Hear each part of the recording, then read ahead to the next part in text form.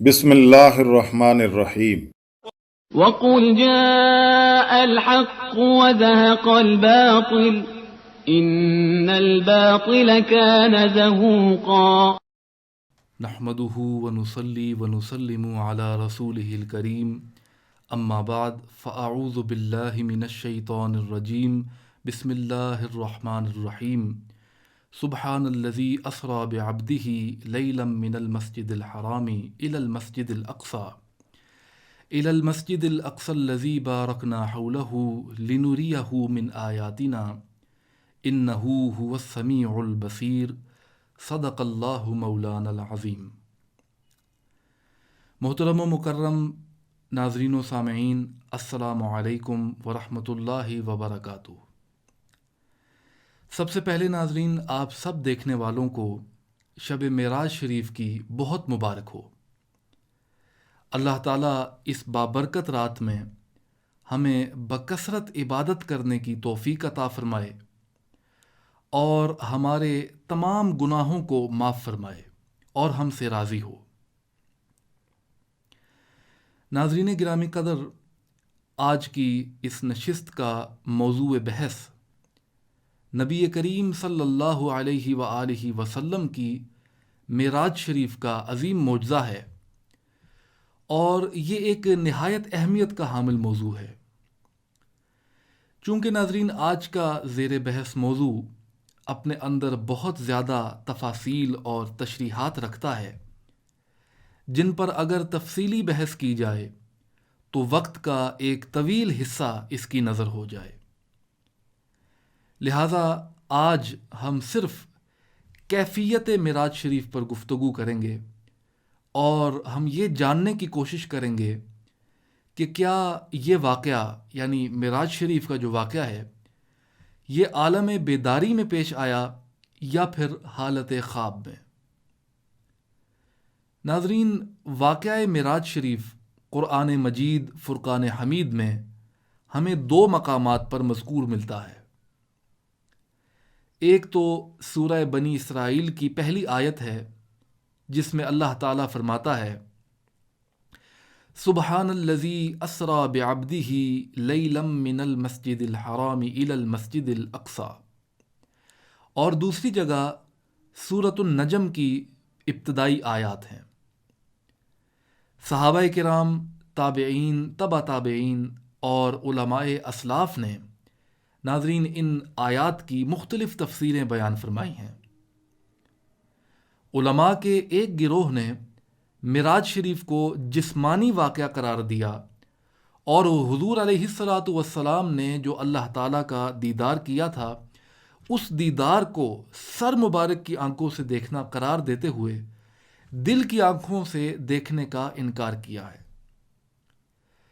ان کے برعکس ناظرین دوسرا گروہ ان علماء کا ہے جو واقعہ معراج شریف کو جسمانی نہیں مانتے اور اس کو خواب کی کیفیت بیان کرتے ہیں، اور مزید یہ بھی مانتے ہیں کہ حضور علیہ الصلاۃ والسلام نے شب معراج اللہ تعالیٰ کو دل کی آنکھ سے دیکھا، نہ کہ سر مبارک کی آنکھ سے۔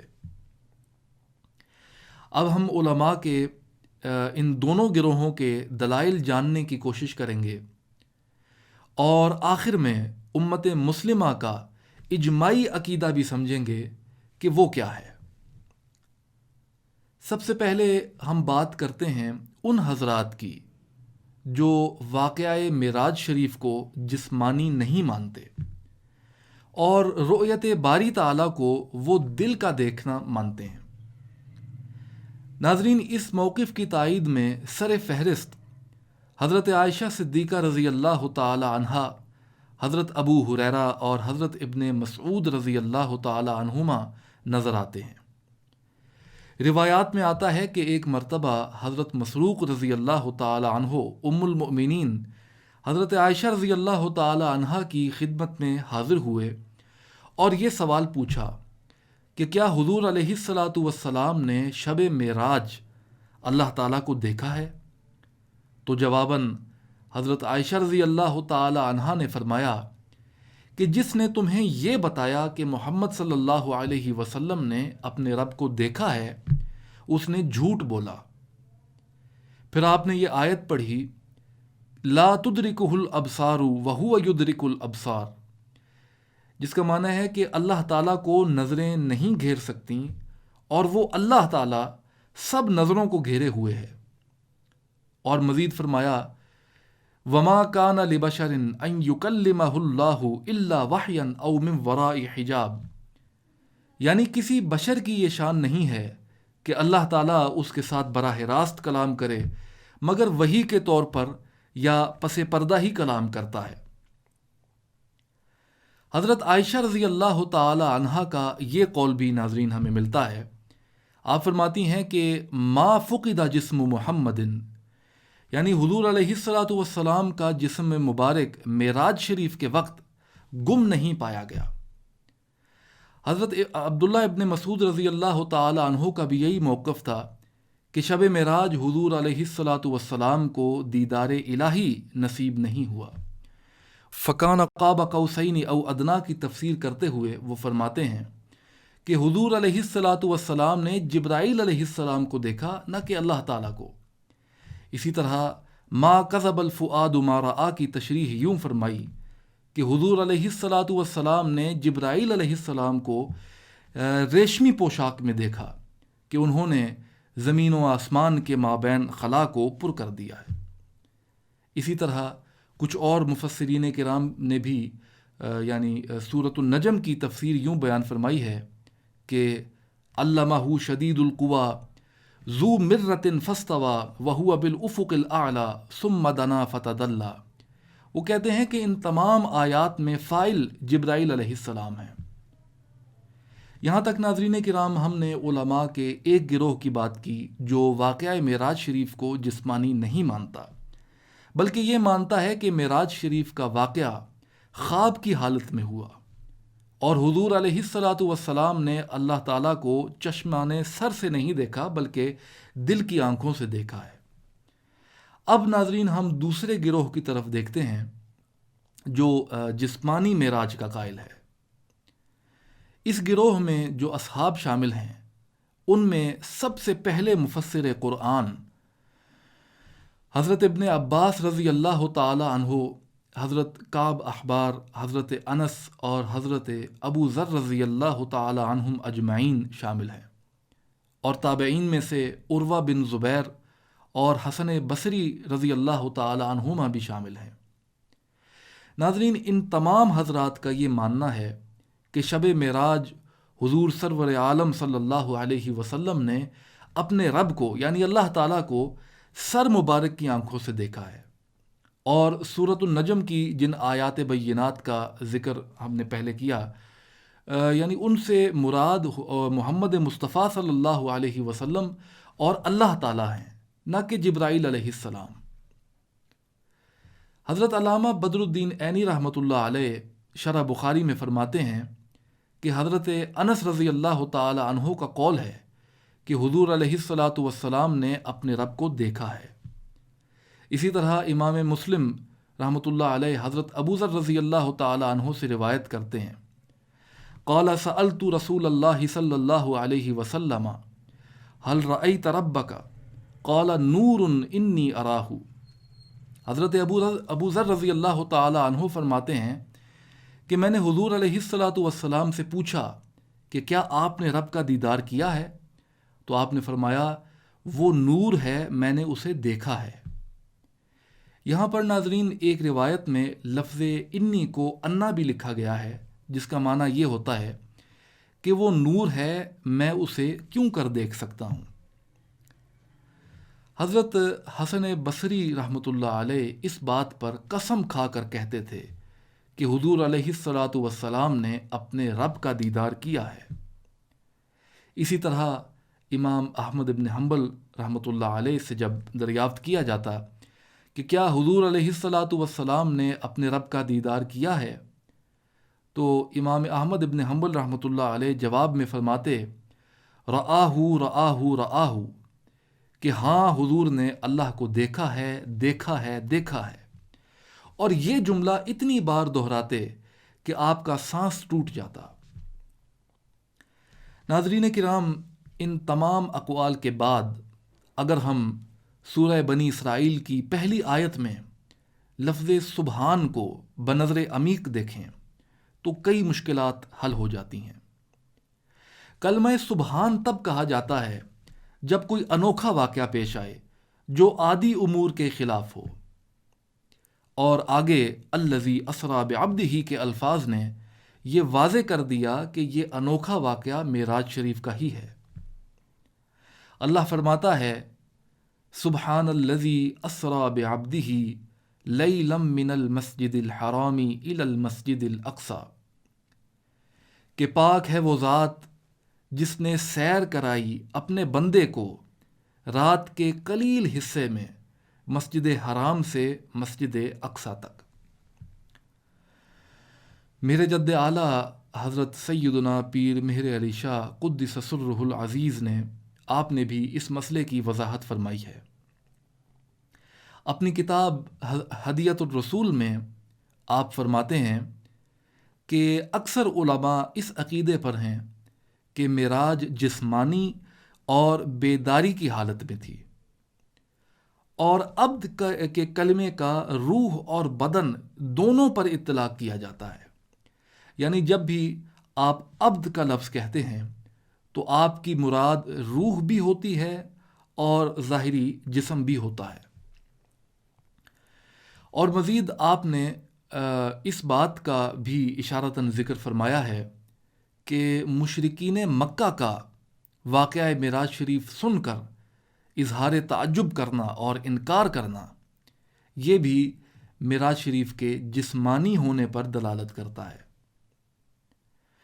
اگر مشرکین مکہ یہ سمجھتے کہ واقعہ معراج حالت خواب میں ہوا ہے تو وہ قطعاً اس کا انکار نہ کرتے، کیونکہ خواب میں تو کوئی کچھ بھی دیکھ سکتا ہے۔ مثال کے طور پر ناظرین، اگر ایک انسان خواب میں یہ دیکھتا ہے کہ وہ آسمان میں اڑتا پھر رہا ہے اور ایک لمحے میں ہزاروں میل کی مسافت طے کر رہا ہے، تو اس بات کو تسلیم کرنے میں کوئی تعجب نہیں ہے، اور اس کو بآسانی تسلیم کیا جا سکتا ہے، کیونکہ خواب میں انسان کچھ بھی دیکھ سکتا ہے۔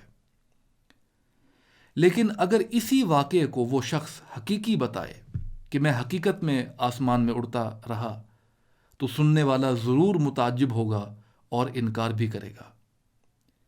اسی طرح ناظرین، جب حضور علیہ الصلاۃ والسلام نے معراج شریف سے واپس آ کر اگلے دن اہل مکہ کو اس کی خبر دی تو وہ ہنسنے لگے اور انکار کرتے ہوئے حضرت صدیق اکبر رضی اللہ تعالی عنہ کے پاس گئے اور کہنے لگے کہ آپ کے نبی تو یہ دعویٰ کرتے ہیں کہ وہ رات کے اتنے تھوڑے حصے میں بیت المقدس جا کر واپس مکہ لوٹ آئے۔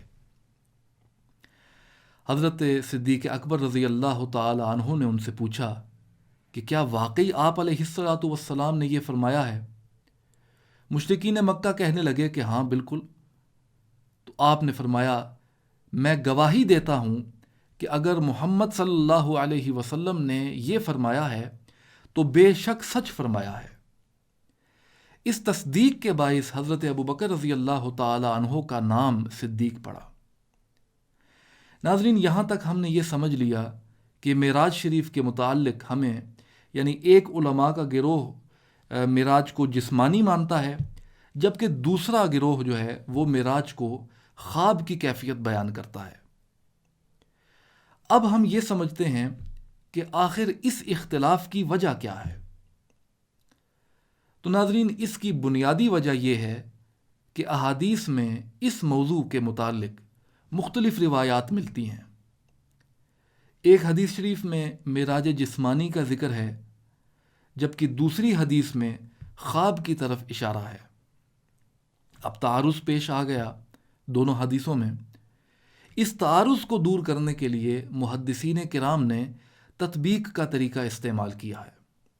تطبیق کا مطلب ہوتا ہے مطابقت پیدا کر دینا، یعنی جب دو حدیثوں کے درمیان تعارض پیش آ جائے تو اس تعارض کو دور کرنے کے لیے عقلی یا نقلی توجیحات پیش کرتے ہوئے ان کے درمیان مطابقت پیدا کر دی جاتی ہے. اسے تطبیق کہتے ہیں، تاکہ دونوں حدیثوں کو اپنی اپنی جگہ درست قرار دیا جا سکے، اور اس طرح حضور علیہ الصلاۃ والسلام کی طرف معاذ اللہ جھوٹ کی نسبت نہ کی جا سکے.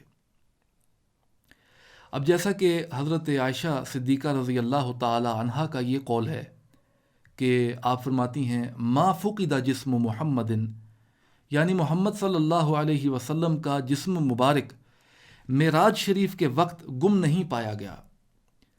اس قول کی عقلی توجیہ یہ پیش کی جاتی ہے کہ واقعہ معراج شریف کے وقت حضرت عائشہ رضی اللہ تعالی عنہا ابھی پیدا ہی نہیں ہوئی تھیں، یا آپ اتنی کم سن تھیں کہ وہ روایت کر ہی نہیں سکتی تھیں. اسی طرح معراج شریف کے متعلق کئی اور احادیث میں بھی تعارض پایا جاتا ہے. مثلا ایک روایت میں ہے کہ حضور علیہ الصلاۃ والسلام حتیم سے تشریف لے گئے. دوسری روایت میں ہے کہ وہ گھر سے تشریف لے گئے اور واپس آنے پر نیند سے بیدار ہوئے، جیسا کہ احادیث میں ہمیں یہ الفاظ بھی ملتے ہیں کہ ثم استيقظت، یعنی آپ نے فرمایا کہ پھر میں بیدار ہوا. ان تمام تعارضات کو دور کرتے ہوئے حضرت پیر مہر علی شاہ صاحب رحمۃ اللہ علیہ نے حضرت محی الدین ابن عربی رضی رحمۃ اللہ علیہ کے حوالے سے فرمایا ہے کہ حضرت صلی اللہ علیہ وسلم کو کل 34 مرتبہ 34 ٹائمز معراج ہوئی، جن میں سے 33 بار خواب کے طریقے سے اور 1 مرتبہ جسمانی طور پر معراج ہوئی. ناظرین، آخر میں یہ کہنا چاہوں گا کہ معجزہ معراج مصطفیٰ امت مسلمہ کا اجماعی عقیدہ ہے، کیونکہ یہ قرآن و حدیث سے ثابت ہے. معراج شریف والی حدیث کو تواتر کے ساتھ صحابہ کرام کی ایک بڑی جماعت نے روایت کیا ہے، اور حضرت پیر مہر علی شاہ صاحب رحمۃ اللہ علیہ نے ان راویوں کی تعداد 25 بتائی ہے.